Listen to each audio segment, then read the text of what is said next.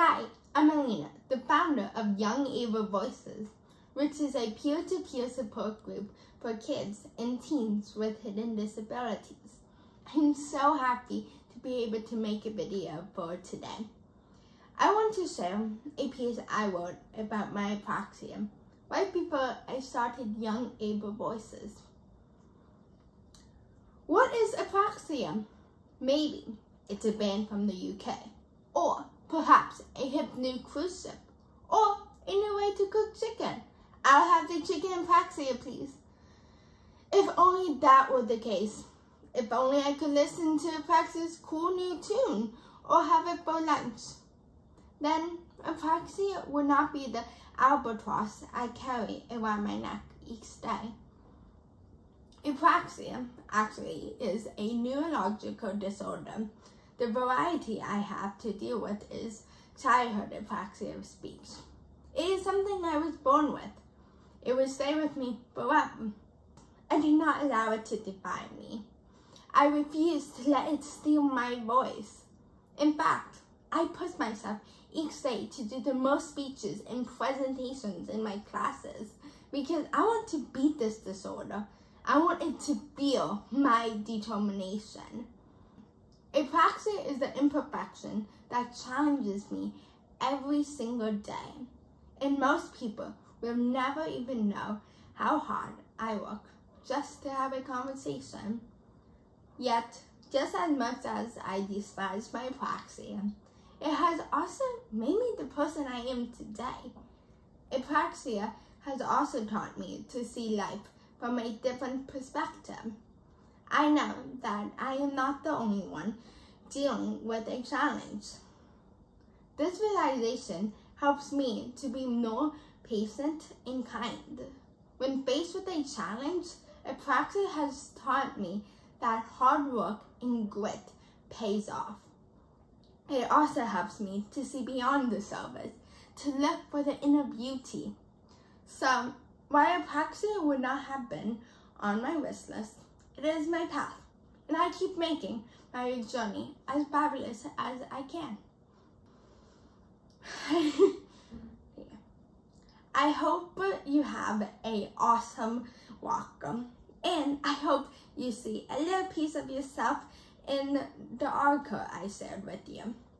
We really are a part of the same community, and I know all of your futures will be bright.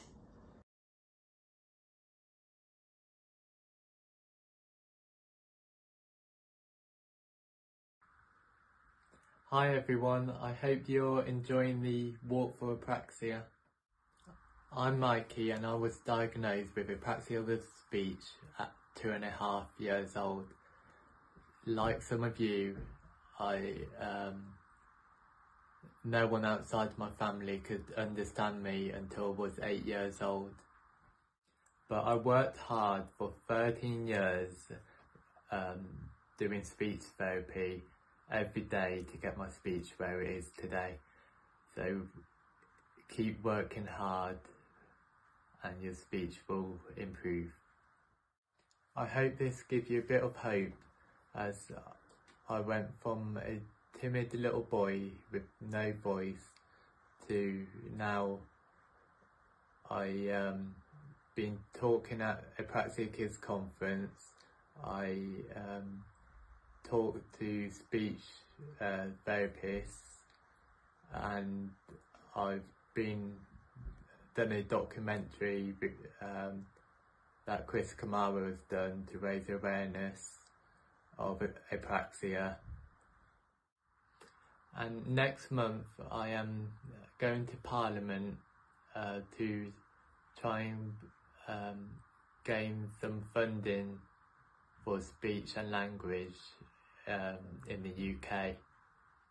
And finally, I want to read a poem that I think represents my life growing up with apraxia. I was a child who had so much to say. I was a child who said it my way. Not always proper, not always right. With my brain, I had to put up a fight. The words didn't come easy. They hid away.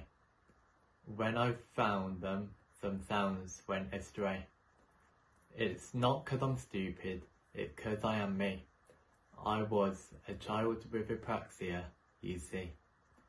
Now I'm a man who has so much to say.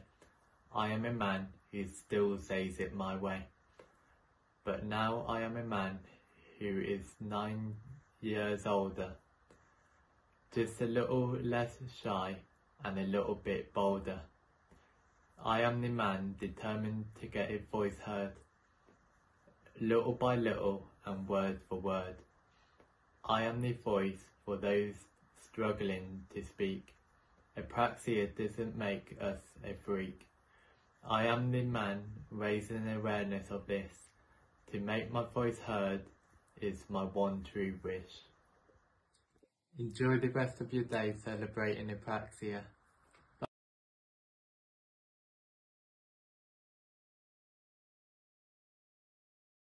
Hey everybody, how are you? My name is Charlotte, and just like you, I have apraxia of speech.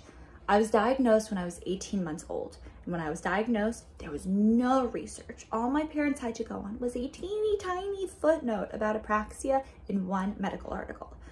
But I believe that ignorance is bliss at certain times, right? Because there was no research about my limitations, telling me what I could or couldn't do.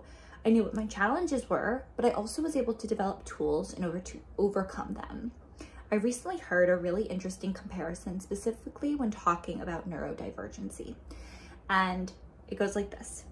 Imagine thinking your entire life you are an HP and you are trying to download programs on that HP and your server keeps shutting down.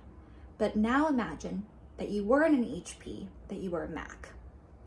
I believe that everything happens for a reason. And because of apraxia, we see the world in a certain and special way. And it is that viewpoint that will allow us to leave our lasting legacy on the world because we see things in a different way. Now that is an incredibly special gift. So whoever has apraxia, whether it's you or whether you are a parent of an apraxia superstar, never let your limitations stop you from overcoming your goals. You are capable of so much. I was diagnosed when I was 18 months. Teachers said that I would never read or write. And now I am the managing editor of 2 magazines in Miami. My limitations don't define me, but they make me who I am. And I am proud to record this for all of you. So good luck on the rest of your apraxia journey. And I'm always here if you want to talk.